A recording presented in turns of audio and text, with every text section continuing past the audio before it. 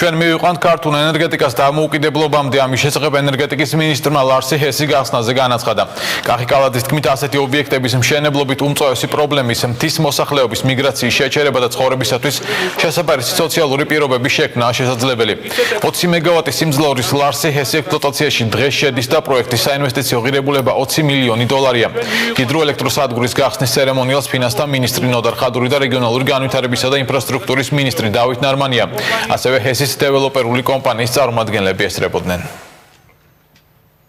ჩვენ მივიყვანთ ქართულ ენერგეტიკას დამოუკიდებლობამდე. ქართული ენერგეტიკა კი მიიყვანს ქვეყნის ეკონომიკას მაქსიმალურ განვითარებამდე და კეთილდღეობამდე. ეს სადგური არის 20 მეგავატის სიმძლავრის, როგორც უკვე აღინიშნა და ასევე ხაზგასმელია ის გარემოებაც, რომ საქართველოში დამოუკიდებლობის მოპოვების შემდეგ ეს არის ერთ-ერთი პირველი შემთხვევა, როდესაც ესეთი სიმძლავრის ჰიდროელექტროსადგური შედის ექსპლუატაციაში.